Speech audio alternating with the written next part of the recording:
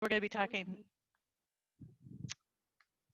you'll get a confirmation of the recording. We are going to be talking today about being actively ethical and doing dynamic UX for AI. And this work is really complex. There's a little bit of delay there. All right, it's really complex. What we want to really focus on is responsible, intentional design. And just because you can doesn't mean you should. We hear that a lot. I hope you're hearing that a lot now. We've seen a lot of technologies that have been built that just shouldn't have been. And that's what we want to focus on, is being able to do the research that we need to do in order to avoid hurting people. We want to make sure that we're doing the best we can to empower them instead. And so that early work is about thinking about the challenge that's being faced. Is this an AI-friendly challenge to begin with? Is this something that a machine can do better or faster than humans can do it? And who are we even designing for? What are their real needs? What could a machine do that we don't want it to do? So what is out of scope for this, in order to make sure that we, again, are keeping the humans in mind and that we're doing the right things? And AI needs to be a partner. It's supposed to augment our abilities. So there's all kinds of things that computers do much better than humans do. Speed, they're so fast at finding patterns, doing calculations, things like that, that humans are a little bit slower at. They also do things, particularly in robotics, with regard to safety. So doing those dull, dirty, dangerous, and dear work that we may not want humans exposed to, we may want to protect humans from, or simply humans don't want to do. And so having an autonomous system do that work, or an AI system do that work, would be better.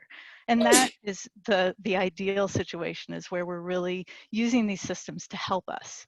And there are other things that humans are better at, and that's where we want the humans to make sure that we're having humans do the things that we're good at. This is where our teams come in, and I'm sure that this group is very familiar with how important diverse teams are. And I'm not just talking about gender, race, and culture, although those are really important aspects of a diverse team, but also the education that the individuals have. Did they go to different schools and different programs? If everyone has taken the same courses from the same professors, they're likely to think in the same ways. And we want people with different experiences, with different thinking processes, and different disability statuses, and any other ways that we can think about diversity. These are all important so that we can think different. And in this case, we're not talking about lowering the bar, we're extending it. We're really making a bigger boat, we're extending the table, the tent, however you want to think about this. We're actually making it easier for more people to get involved, which will make the work better. And these diverse, talented, multidisciplinary teams will come together with their different ways of approaching problems. So it's, of course, the UX professionals, and that's the big umbrella of UX professionals. Anyone who is in that umbrella, even digital anthropologists and other individuals who can fit into that area, we want them. Data scientists, machine learning experts, of course, programmers, system architects, product managers, whoever is involved in the process, we want them included in this team thinking together about these problems more deeply. And we need also representatively diverse leadership so that these people stay, so that when you put together a diverse team, they don't look around and see an absence of people that look like them and so feel that they don't belong. We want people to feel not just that they have a place, but they are included, that those differences are acknowledged and accepted, and that people are part of the whole process. So I'm talking about all of this because, again, great minds do think differently. We want those differences. And that high value comes from these diverse teams because they focus more on facts. They are more likely to process facts more carefully, they're more innovative, and they become more aware of their own potential biases when they see people who don't look like them in the room. So the more diversity you have, the more likely people are going to be aware of their differences, and they're going to use that to improve the systems. So all of that brings us to ethics. And ethics can't be done properly if you don't have a diverse team, because it really requires difficult, complex conversations to occur. And because AI has such great potential, we need to make sure that we're developing it with caution, that we're using all the tools at our disposal to make the best systems we can. The future of AI may be a situation where we're going to trust them to substitute human cognition and abilities. I don't see that happening anytime for many, many decades at least. But humans in the meantime, and probably even beyond then, need to continue to be responsible for situations whenever it involves a person's life, so such as the use of force, or their quality of life, or their health or their reputation. These significant decisions and implications that can come from those decisions really need to have a human responsible for them and the human making those decisions in some cases. AI will ensure appropriate human judgment and not replace it. That's a quote from the Defense Innovation Board from the Department of Defense. That may come as a surprise to some of you, but they actually have a really good set of technical ethics that they're using for artificial intelligence. And the reason for that is because we're all biased. To be biased is to be human. Biases are just shortcuts. They're ways that we avoid risk and simplify problems that we face, and they're not inherently bad. They may be misapplied and often are, unfortunately, and some of that's because it is implicit or invisible to us. We're not always aware of what those biases are, and they're not necessarily in sync with our conscious beliefs. So I may see someone on the street or in my neighborhood, and I may think something and then realize, wait a minute, that's not true. I don't actually believe that. We can manage and change our biases. We can manage and change our behaviors and the ways we deal with our biases. And the best way to do that is to talk about those biases in non-threatening, productive ways. And our biases come from all kinds of sources. They come from who we are and our experiences, our social class, resource availability, education, our race, our gender, our sexuality, our culture, our theology, our tradition, and so many other aspects. And they change over time, of course, and we can change them ourselves as well. But it's inherent in who we are as humans. And because of that, all the systems that humans create are going to have a form of bias. Some of them will have a bias that is purposeful and can be helpful. But the idea that there's complete objectivity in data is misleading at best. There cannot be complete objectivity when humans are involved. We choose the data that we collect. We curate that data, we adjust that data, we decide how to manage and update that data. And what we want to do is to reduce the unintended and or harmful bias that can be there in that data, in that process, in that system. And that's our goal with ethics, is to really focus on making sure we're not only intending to do the right thing, but that we're actually doing the right thing. And so there are lots of technical ethics out there. I just saw another one come out today in Europe. And these ethics really do help to harmonize cultural variation. So when you bring together that super diverse group, which I hope you do, they will come with different sets of ideas of what ethics are and how to manage situations. And this can help everyone to be on the same page, to really share understanding. And they also can help you balance to the pace of change and industry pressure to do fast work to get something out the door versus thinking about the implications. And ethics, technical ethics, give you explicit permission to consider and question the breadth of those implications and to really ask critical questions. And these are just some of the literally hundreds of sets of technical ethics out there. The one that I tend to recommend people start with, if you aren't familiar with them, is the Montreal Declaration for Responsible AI. This is a really broad set, which has its problems, but the nice thing about it is that it is broad enough that it most likely covers any potential situations that you will face with your system and with the experience that people have with your system. So it's a good place to start, and then you can move forward and change your technology ethics, create your own, whatever works for your organization. But it's good to start with something that covers the breadth that you need.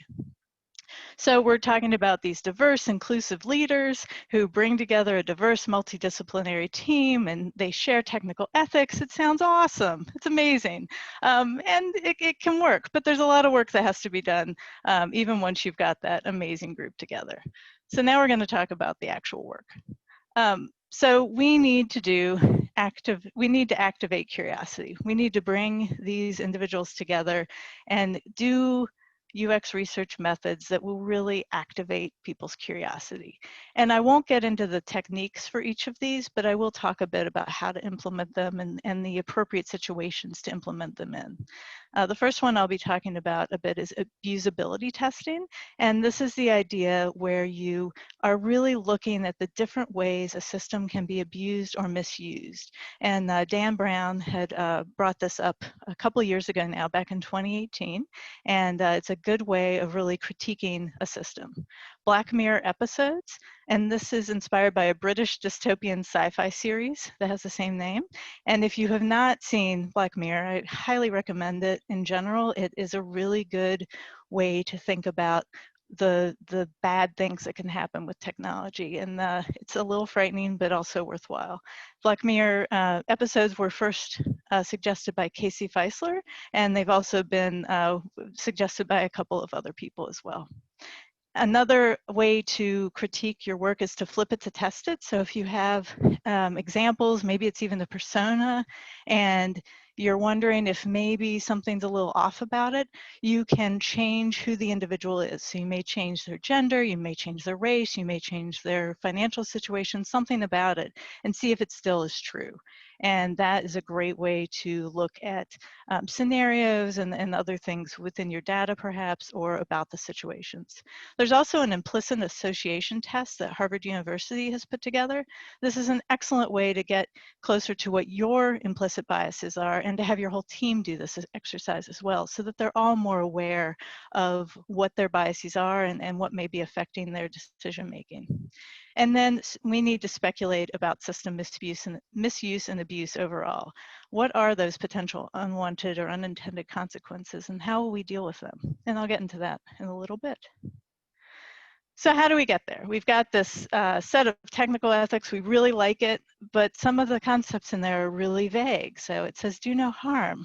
How am I going to implement do no harm? What is that? We need to get to those trustable ethical AIs, and that's what we'll talk about.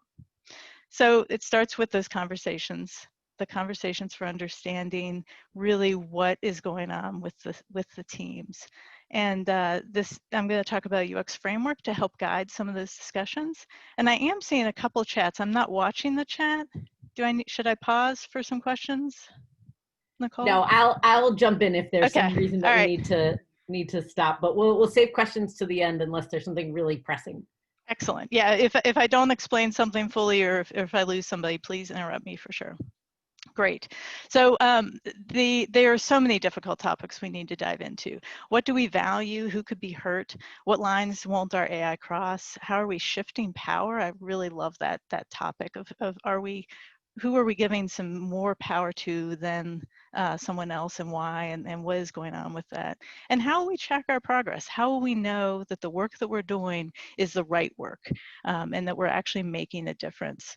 And you also want to think about what is too far. What might be not just the line that our AI won't cross, but also what, thinking again about those worst case scenarios, what is out there that we definitely aren't going to experience or even look into and explore. This is new, uncomfortable work, particularly for people who come from a background where they haven't had any psychology classes or certainly any ethics classes. It is pretty rare, until recently anyway, to have people who had a computer science background, for example, who have taken many ethics classes. That isn't something that has typically been offered in those types of programs, but we need to be uncomfortable. We need to do this work. Laura Kalbach talks about ethical design not being superficial. This is really uncomfortable work, but if we're not asking these tough questions, who do we think will? We really have to be out there protecting the people that we're designing for and making sure that we're building the right thing. The last thing you want to do is be in the news for the product you built for the wrong reasons. So we prompt conversations. One way is this checklist that I've been working on, and you can pair this with your set of technical ethics. And the idea is that it will bridge the gap between those concepts like do no harm and the reality of building software. You're going to use this to reduce risk and unwanted bias and support the inspection and mitigation planning that you need to do. So while we want to prevent bad things from happening, we also need to prepare for what we're going to do if bad things do occur, and really think through that process well ahead of the situation actually coming up so that we're prepared and ready and can do the right thing immediately. And these are some examples. For example, thinking speculatively, what are the harmful and malicious uses and consequences, as well as the beneficial uses and consequences of this system? And as far as honesty and usability, can humans easily discern when they're interacting with an AI system versus a human? This is a really important concept, and it may be very obvious in some instances. For example, with a smart speaker, it's pretty obvious when you use a wake word and you use a script to communicate with it. It may not be so obvious if someone is making a phone call and using a chat bot in that way. And that is an important distinction to help promote honesty and transparency to the people that you're interacting with. The UX framework I mentioned, this is it. And there are 4 aspects to be able to design a trustworthy AI. That it's accountable to humans, that we're being cognizant of the speculative risks and the benefits, that we're making it respectful and secure, and that we're making it honest and usable. And I'll get into these with this example of RightStaff. RightStaff is an AI shift scheduling system. So store managers and fast food restaurants would use this to help them to schedule the workers within the restaurant. And the goals of the system are to make faster staffing decisions and scheduling and reduce the bias of shift selection. So in the past, the managers in these stores would usually schedule their friends or the people who are easy to schedule first, and then they would put in the other people, meaning that some people always got the worst shifts, or at least the less desirable shifts. And so this goal is to really help make more fairness across the board for those shift workers. So with regard to accountable to human, one of the aspects here are that we are ensuring humans have ultimate control and they're able to monitor and control the risk that's involved. And I already talked about humans' responsibility for final decisions regarding a person's life, their quality of life, health, and reputation. And with regard to staff, to shift work, it's not necessarily that urgent. Important and can be extremely important given a certain situation, but it's not at that level of a decision. Regardless, we still want to make sure that humans are in control. Grady Booch talks about ensuring that humans can unplug the machines. And that's a really important concept, to make sure that we have ultimate control. It doesn't mean that we're necessarily controlling every little thing. If you think about an autonomous vehicle, we would not want to have to tell it to slow down if traffic is slowing down, for example. The system should understand that that is expected.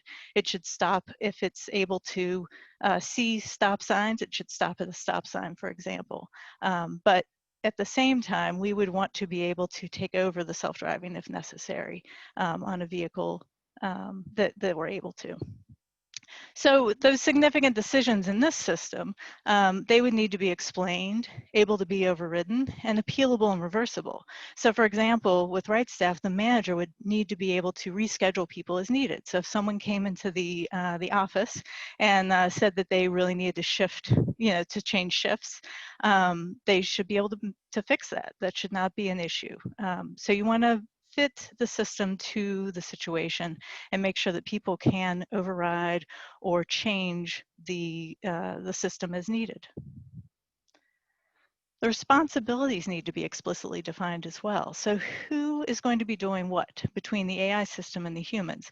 With RightStaff, is it going to be the AI system doing things, or is it going to be the manager? For example, who picks the employees to schedule?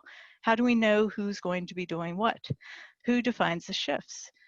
What is the method to integrate any new information? So if there's new sick time regulations or there are resignations, how do we manage things like that? And just making those decisions about those trade-offs and having conversations about what those trade-offs are is a really important part of building the system.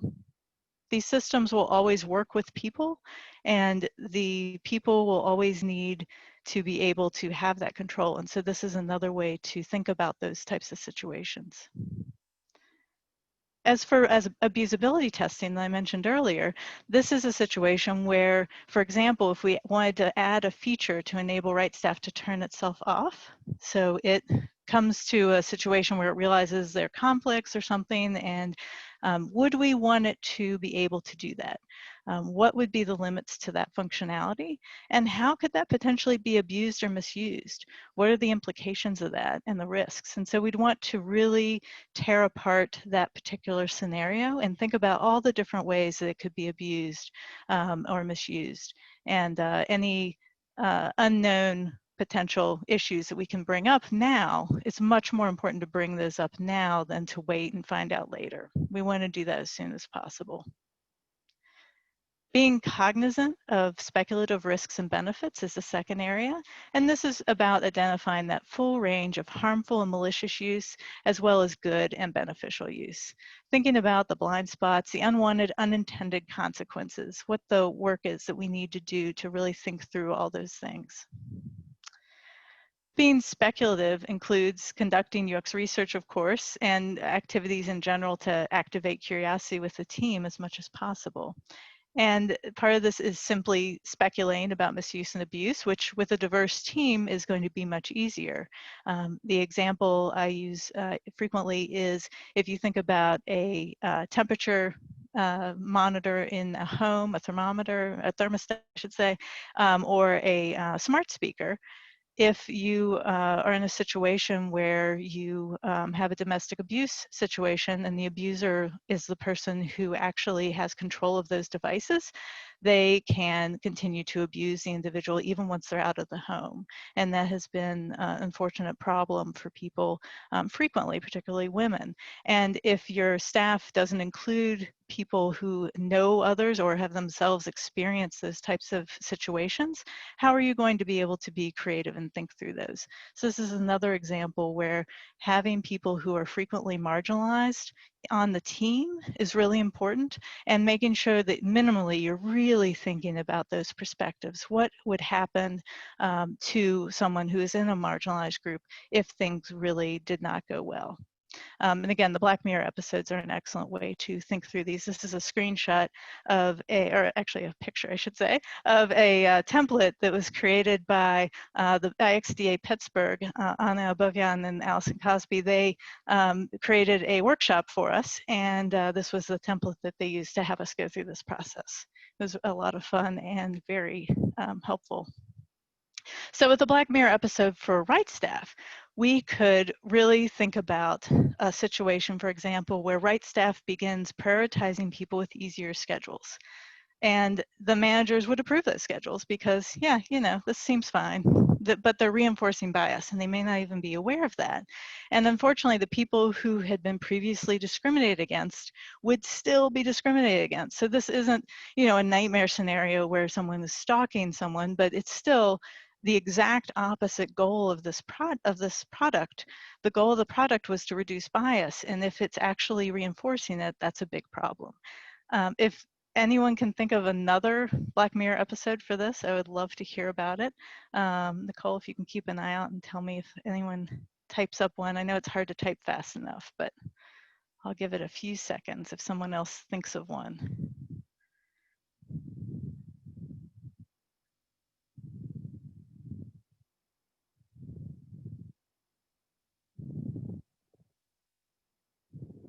See if I can see the chat. Okay, no one has come up with one yet. Okay. All right. I will move on. Okay. But we'll put it also, we'll put it into our networking at the end if anyone like mulls on it and has some creative ideas. Excellent. And likewise, we'll solicit requests for anyone who thinks about it later. All right, we'll move on. Excellent. So being speculative, and part of this is creating communication and mitigation plans. And of course, we want to prevent every possible bad scenario that we can, but we aren't going to be able to prevent everything. And we want to plan for those unwanted consequences.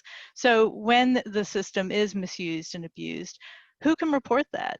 To whom can they report it? Can they turn it off? Who turns it off? And how is it turned off? Who's notified? The consequences of that? Is there a backup plan? We really want to think through all of this ahead of time so that we don't find that we have, an example from a few years ago was a racist Twitter bot that was created and continued to run for 24 hours or more before it was finally shut off.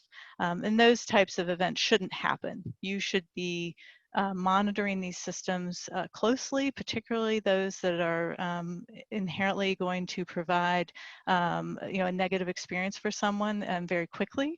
You need to be able to also shut them down. So again, these aren't systems you can just set and forget. They need monitoring. They need to be made sure that they're really working the way you expect. So respectful and secure is the third aspect. These are the values of humanity, ethics, equity, fairness, accessibility, diversity, and inclusion. And this is about respecting the privacy and data rights of the people, both the data itself as well as the people who are impacted by the system. And this is about making systems robust, valid, and reliable in all the meanings of those words, and providing understandable security, because if it isn't understandable, it's not going to be secure. People will abuse that aspect of it, making the entire system problematic. So with RightStaff, we want to think about who has visibility to reasons for changing schedules. How is that information used? And how is the personal information of those employees protected? How can we make sure that the people who are not supposed to see that information don't see it?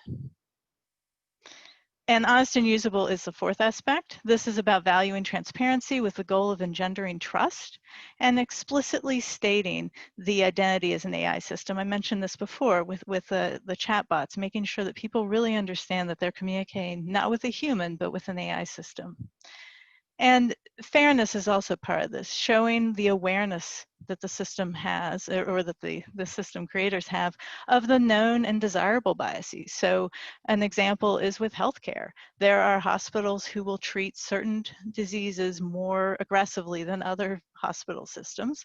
And that is an important thing for both the hospital administrators to know if they're thinking about adopting this AI system for recommendations for treatments. And it's also important for the patient to understand how they can expect to be treated. Will they be getting the more aggressive treatment or the less aggressive treatment? These are important things to share with people using the system. We want to acknowledge those issues and over-communicate as much as possible on any known issues of bias in that data. And there is lots of bias in data because there's unfortunately a limited amount of data that's really prepared for AI systems right now. For RightStaff, the system was built to reduce the known bias in the existing data, but we need to make sure that it's easy to report that bias, or prevent it ideally. But we need to make sure that when people start to notice, hey, the same people seem to be getting those good shifts, they need to be able to report that, and then the system can be adjusted as necessary, or maybe reverted back to a previous version. We want to reward teams for finding ethics bugs. This is another great way to help the whole team really grow around the idea of working with ethics. Dr. Ayanna Howard had this recommendation on the Artificial Intelligence podcast with Lex Friedman a couple months ago. And this is a really great way, again, to get the whole team involved and to have them supporting this work and really growing with it. We aren't perfect, so AI systems will not be perfect either. We need to empower these diverse teams in inclusive environments, adopt technical ethics, encourage deep conversations, use things like that checklist I showed you, and other ways of encouraging those conversations and making sure that you're really thinking through all of the potential outcomes. Activate curiosity, be speculative and imaginative. And really, we want to be evangelizing for human values, make systems ethical, transparent, and fair. And we have time for questions. Here's my contact information if you would like to get in touch separately, but I'm hoping you'll stick around today. We have time for Q&A, and I think people are going to be able to stick around even longer than that if they're willing. Amazing. Thank you so much, Carol. We actually already have several questions in the chat. So I will start reading a couple of those, but everyone else, if you have questions, feel free to put them in the chat or feel free when the time feels right to unmute yourself and ask Carol directly. If you do that, please introduce yourself as well briefly. So here's a question from Simran. How do we know when to conduct user research versus testing versus have people from various backgrounds on the team? Well, I think you should have various people, different backgrounds, a diverse team from the very beginning. That's really an important aspect of making a good system, having those people right away. If you don't have them yet, you can always add to your team. You can also perhaps borrow people from other organizations and then have them consult to you. You don't want to, unfortunately, have the only Black person in the organization, for example, always be the person that has to represent Black people. I mean, that's not what we're talking about. And I don't want people to do that. We don't want people having to represent a group that, no one person can represent any group. But we do want you to build teams that are diverse for the benefits that brings, the ways that the differences come together, and the ways that people think differently. As far as doing user research, you should do that as soon as possible, right now. It's never too early to start doing that work, to at least understand the mindset, the needs, the behaviors of the people that are going to be using the system. You can also use those types of techniques to understand the data, the people who put the data together, the people who curated the data, making sure that they're respected in their field. They should be, but really making sure that the people who are going to use the system respect that information, because that is going to also add to the trust that they'll have with the system.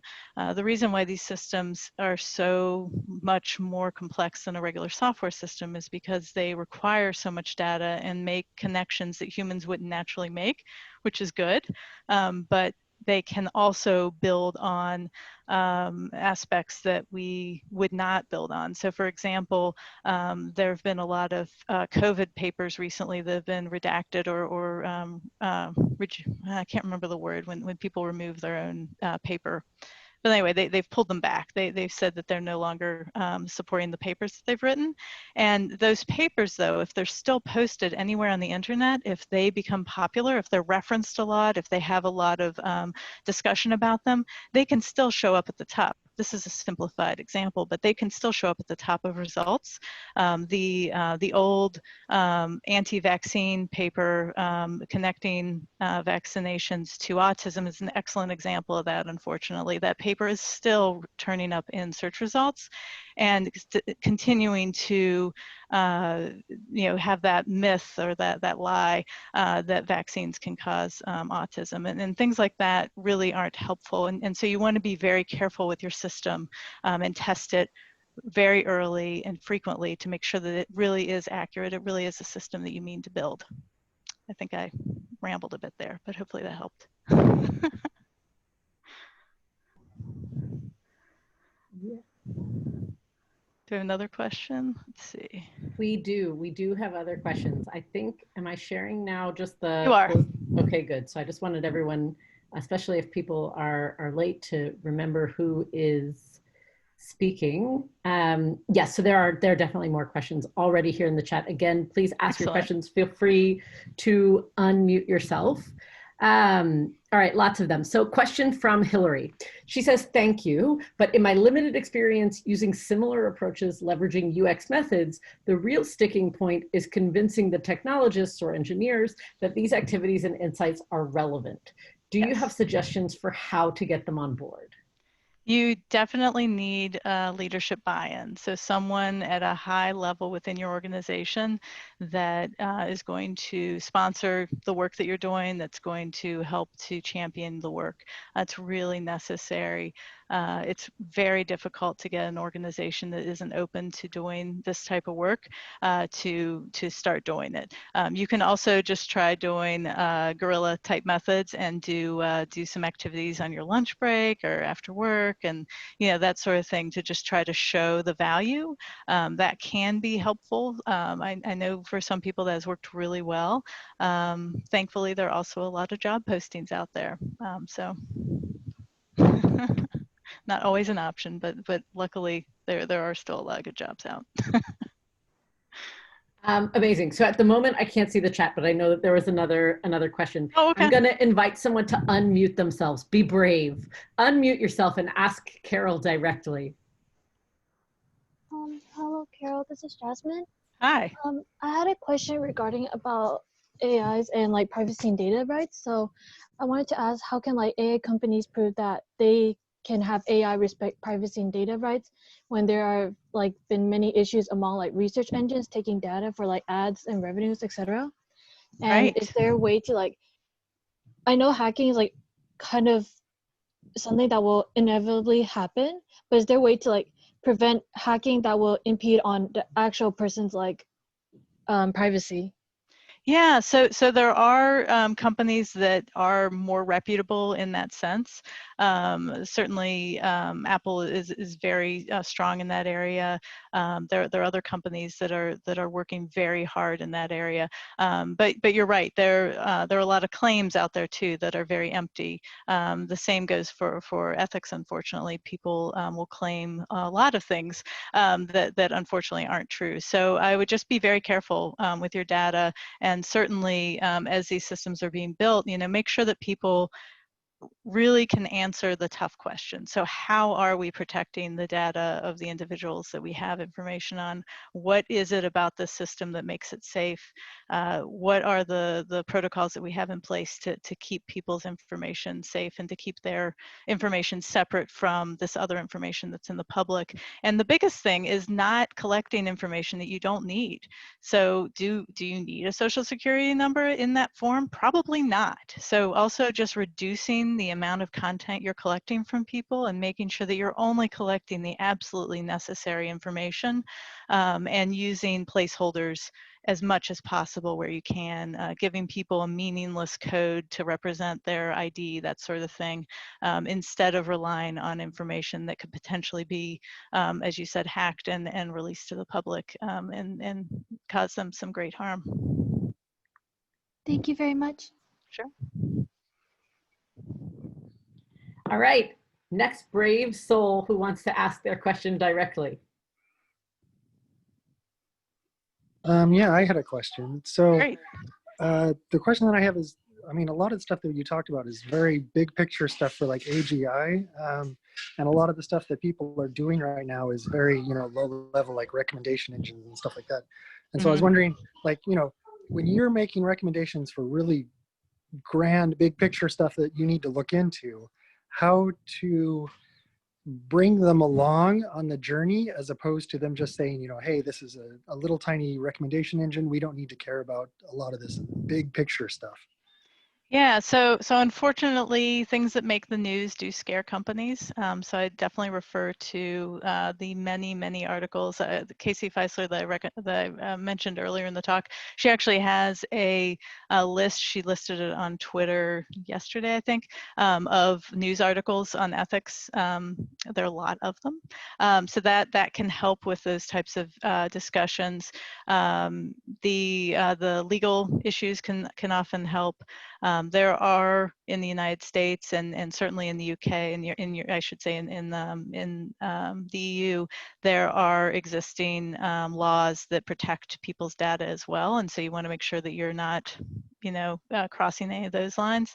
And then I think it's important to just try to get, if you can, a workshop together to go through one of those activities that I mentioned, such as the Black Mirror episodes. I think that is not only fun and engaging, but it also can open people's eyes to the many potential issues. So for example, when we did that workshop I was talking about here in Pittsburgh, each team, so we had a room full of people, and each group could talk about the same type of problem or a different problem. And that's helpful too, to have have different people thinking about in different ways, and then come together and look at all of the different potential issues that can come up. So I do think that you have to get buy-in though, and that's hard. It is really hard for a lot of organizations. The other thing to keep in mind is that most AI systems right now are very narrow in scope, and they may have access to a lot of data, or they may affect a lot of people, and those are the two areas we most care about right now. But to your point, Mark, the potential is there for them to do much greater harm, and we need to keep people aware of that potential. That makes perfect sense. Thank you. Sure. We have time for one or two more questions before we're going to transition to our experimental informal networking, where everyone can discuss their thoughts on Carol's suggestions or any experiences that you've had. Who would like to go next? Just unmute. Question. Sure.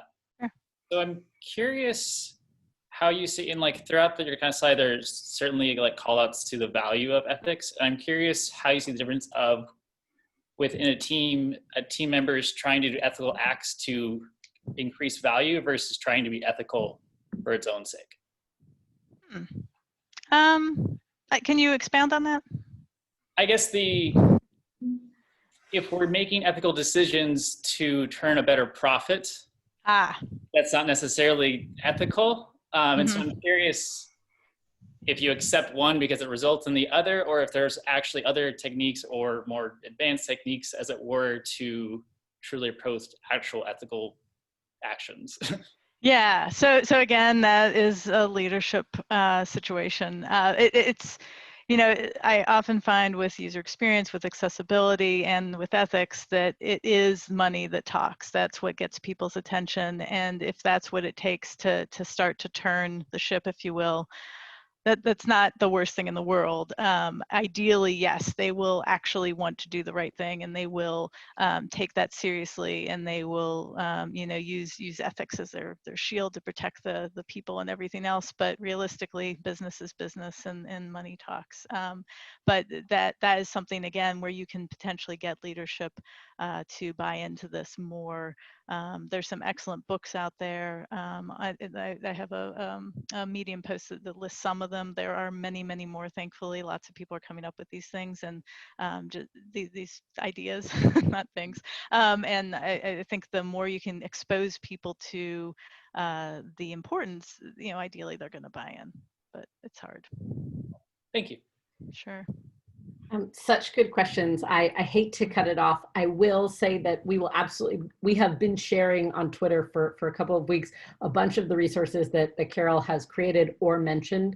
We will also reshare some of those, as well as, if you look in the chat, we shared a link to the checklist that she talked about tonight, as well as we'll write this all up in Medium so that you have quick access to those resources. So look for that in a couple of weeks. And this is being recorded, of course, so you will be able to rewatch it if there are any parts in particular that you wanted to take notes. And Carol is incredibly generous, and I'm sure that you could reach out to her directly, and she would answer some of your questions as well. To wrap us up, Carol, before we move into this networking stage, what is the one takeaway that we should all do tomorrow based on your talk? Yeah, so I think read up on these topics and just look on Twitter, on LinkedIn, on all these different platforms. There are lots of great articles. There are great discussions happening. I think just having those discussions, having really strong discussions with people who are different from yourself, and trying to take everything forward a little bit, and trying to encourage the people around you to just take everything a step further and towards the right direction. Amazing, amazing. Well, let me thank you on behalf of MLUX and everyone who attended tonight. As I said at the start, I was extremely excited to hear your talk. You've given us a lot of practical suggestions, going beyond some of the theoretical do no harm things that we've heard in commonly, but not always getting into what does that really mean. And I think that in particular for me, thinking about the Black Mirror exercise is a really culturally relevant, interesting thing that we could do with our team. So I love that personally, and looking forward to taking a number of your suggestions back to my teams. Thank you again. For everyone on the line, Carol is also going to hang around for our informal networking, so you can still ask some questions to her and in the chat. But what we'd like to encourage you to do is, for anyone who wants to stay, you can go ahead and turn on your camera. Depending on how many people there are, maybe we'll enable some breakout rooms so we can have smaller group discussions. And it's just sharing experience and conversations, doing some networking, all of the things that we can't do as